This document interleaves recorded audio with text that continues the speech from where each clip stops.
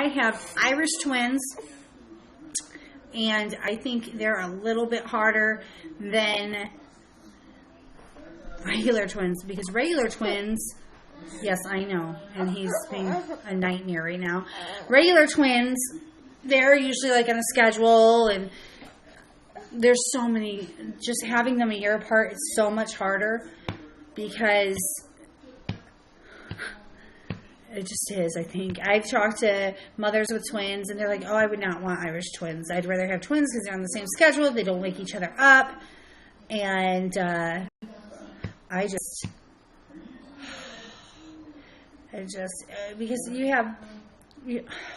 don't even know where to begin. With Irish twins, well, let's see. One, they're not on the same schedule. Two, by the time the first one's a year old, the other one's being born, and so you have to take care of your newborn. And newborns, hi, Erin. Newborns, they take up a lot of your time, and so do 1-year-olds. So when you're trying to juggle a 1-year-old and a newborn, and then you've got, as soon as one starts entering the terrible twos, the other one, well, in my case, they're both entering the terrible twos, which is just awful. I'm good. How are you? Erin, hi. I don't know if you guys have any questions about Irish twins or if anybody has twins, but it's not the easiest thing to deal with, especially like right now. Mine are going through the tantrum stage, and it's both at the same time. And because they're so close in age, it drives me nuts, because I'm like, at times I'm just like, oh my gosh, I can't take it. I just want to go to the bathroom and scream. I want to scream into a pillow, and I go nuts sometimes. And sometimes I just feel like I can't be a good mom because I get angry. I know a lot of parents go through that, where they can't take it. And I know at times where I feel like I'm the only one. I know I've got to be the only mother that just wants to, be like, oh my God, I can't do it anymore. And, but I'm not, because I've talked to other moms that they go nuts, and it's nice to relate to other people. And especially like if you have Irish twins or twins, it gets a little hard because it's double the work. And, I don't know. And this, like right now, all right, so I just had my 1-year-old throwing tantrums, and now my 2-year-old is throwing tantrums, and they feed off of each other so much. If one starts crying, the other one's going to start crying, and it just goes crazy in here. Oh, I know, Erin. I know. I can't be, because there's times where I just want to see. Like this one's so tired, he's going to go to sleep. There's times I'm just like, you can't. Now you have double the hands that crawl underneath the door trying to get into the bathroom. All you want to do is go pee by yourself. That's what you want to do. And I know it's with all ages, but when you see two little hands, and if you don't let them in the bathroom, then they start screaming and throwing a tantrum, because you're not allowed to have privacy as a mother or father. I don't know if it happens to fathers very often. I do know that it happens to moms a lot. I see a lot of pictures on Facebook with little hands going underneath the door, and you're like, yes, I can't even go to the bathroom by myself, thank you. And I don't know, it's not an easy feat, but I just wanted to talk about it a little bit, because today has been a really bad day. In fact, this whole week has been really bad, especially with my 1-year-old. He's going through high colds. He's going through the terrible twos, and he's only 19 months, and he's already started going through the terrible twos. And tonight I got home because I said, hey, yeah, sure, I'll do somebody a favor, and it took hours. And so I got home, and my newborn is just screaming and throwing a fit. And I told my husband, I'm like, listen, because my husband's like, come here, Oliver, or not Oliver, Parker. Come here, Parker. I'm like, all right, let's try this. Don't pick him up. Ignore him. Just let him throw his body all over the place. Just let him throw a fit. Just ignore him. And, hi. bye. And so we ignored him for about 20 minutes while he was while he was throwing a tantrum. And sure enough, after 20 minutes, he looks around. He's like, I'm not getting any attention. So he just suddenly stops in the toy room and starts playing. I'm like, look, see, we just got to stop showing him attention when he's throwing tantrums, because children, they just want attention either way. They'll get attention, they'll get it if it's good attention. So I think that's what we need to start doing, because right now, her 1-year-old, he sleeps horribly at night. Well, thank you for becoming a fan. He sleeps horribly at night. He is worse than a newborn right now. I don't know if any of you guys have that problem with your children. Thank you for becoming a fan. I don't know if you have that problem with your children at all, but when they come to a certain point...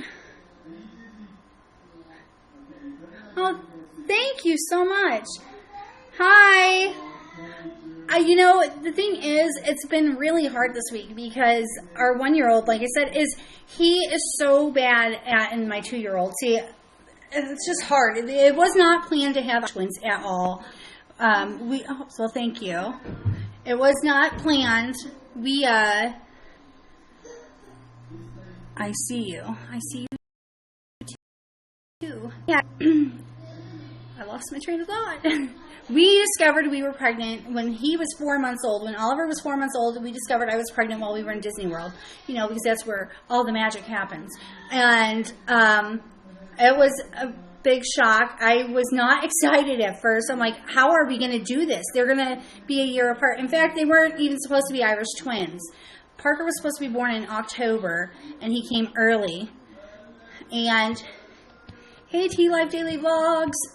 And because he came early, he came 4 days after Oliver's birthday. So it's pretty much Irish twins. They were born a year apart. And it's been really hard, especially now that the 1-year-old is reverting back to newborn ways, I guess you can say. He just screams and he throws tantrums at night. It's horrible.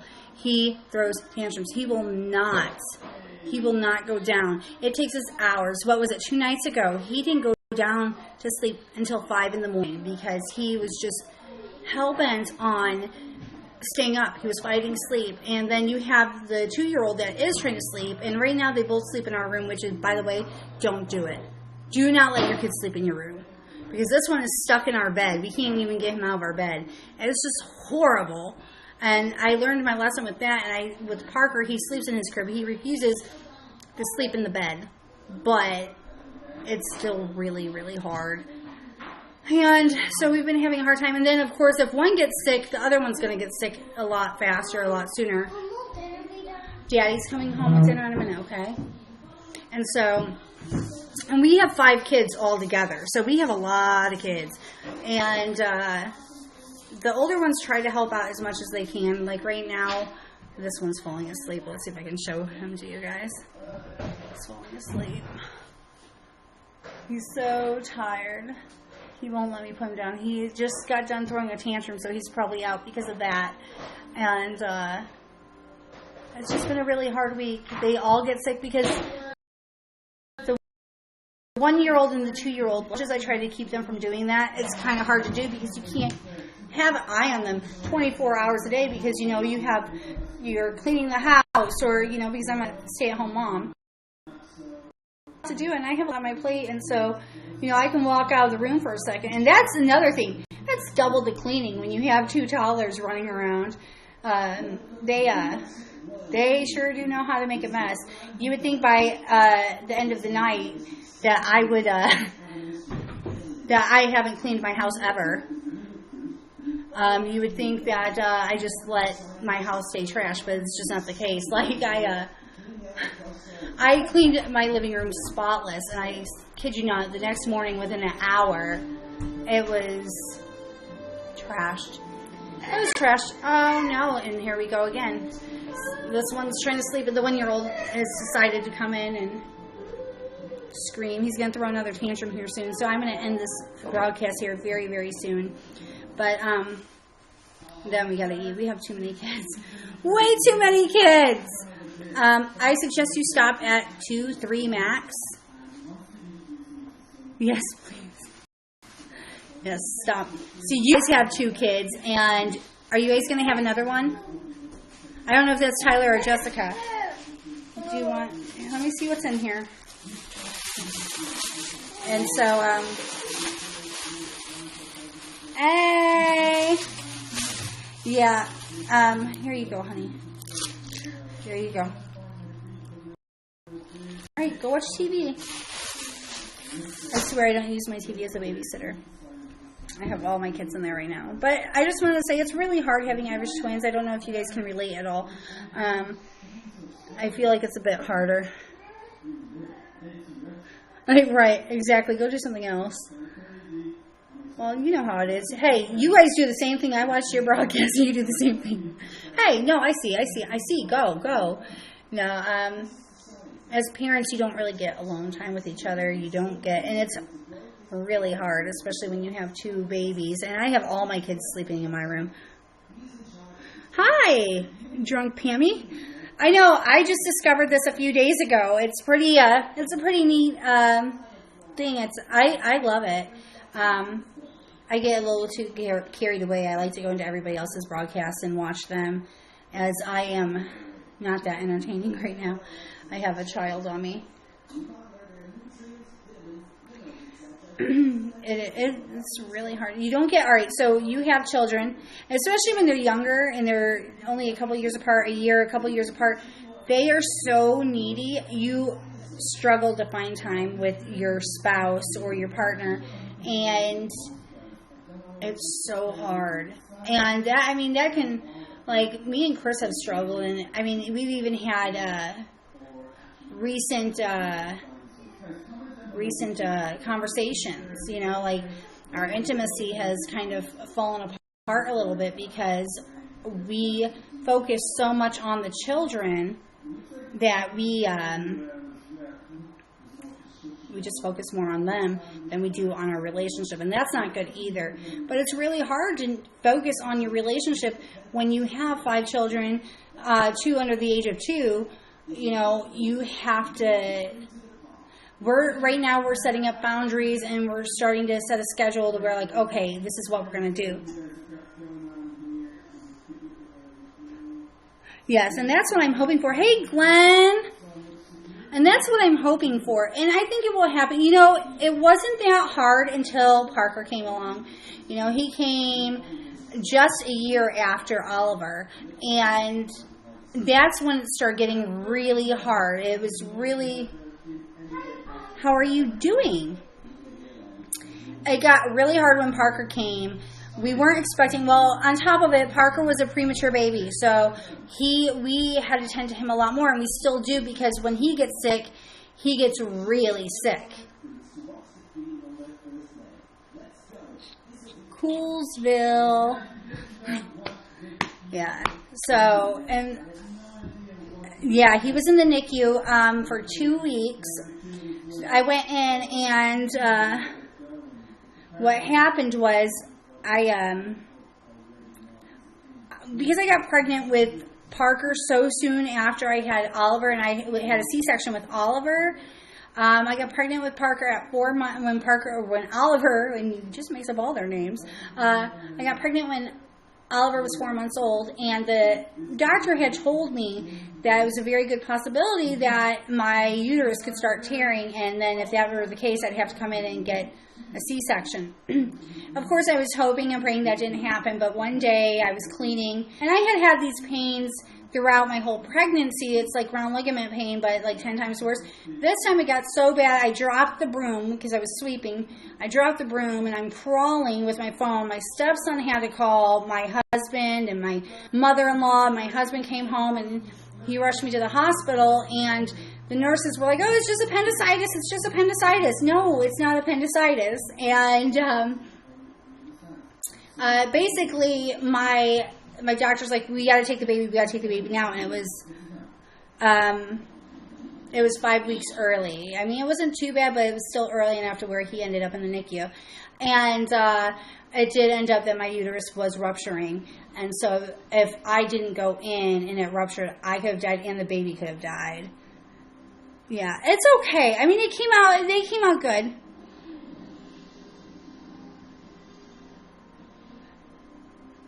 Well, the only reason why I worried, I wasn't going to go to the hospital at all. I wasn't going to go to the birthing center at all. Because I'm like, I've been through this before, in the earlier months. There's no way. And they forced me to go. And if I hadn't gone, me and Parker both would not be here today. So that's why I had to do that. Yeah. It was really bad. It was worrisome, but my uterus was rupturing, so it was good that she took the baby.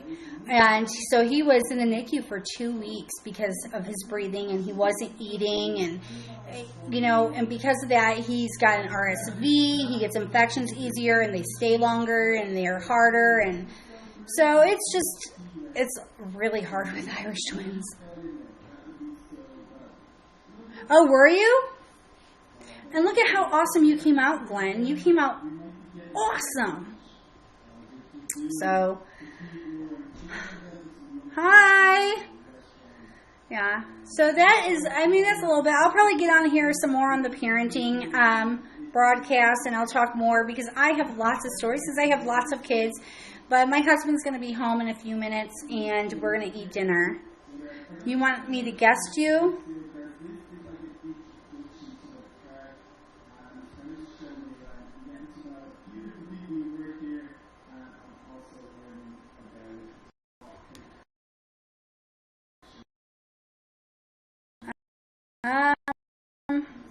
Guess you put this baby to bed and we spend some time with the kids.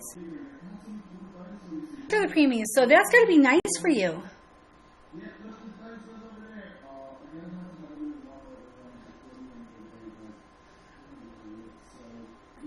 Just put cross the fingers. Their fingers, huh? Oh gosh, he's making me sweat. Okay, you guys, I have to go for now.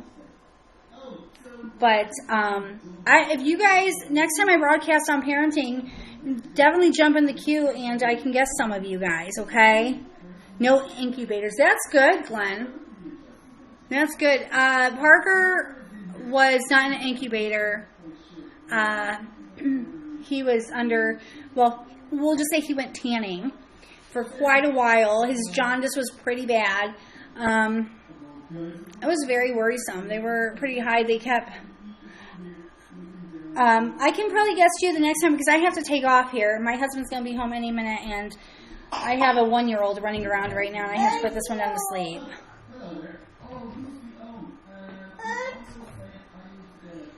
So back in the old days, Glenn? Ow. Hey. Here comes the 1-year-old. He's going to bump his head. I'm just kidding, by the way. All right, I really have to end this broadcast. Thank you guys for watching. 62, you were born in 62? Or you are 62? Glenn keeps intriguing me, so I'm never going to get to leave. Now I have to wait for Glenn's answer. Oh, you were born in 62? Oh, you're not old. That's good. Oh, okay. That is my cue to go. This 1-year-old is bumping his head and trying to climb all over the place. I've got a climber, folks. I've got a climber. Thank you for becoming a fan. I'm going to go. Thank you guys for joining me for my broadcast. I'll be back probably tomorrow. Bye, Glenn. And if you're watching me on YouTube, thank you guys for watching. And don't forget to share. And I will see you guys tomorrow.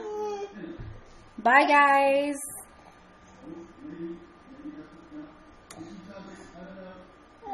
I have 5 kids, and you're asking if I'm single. And that's where I end the broadcast. Bye.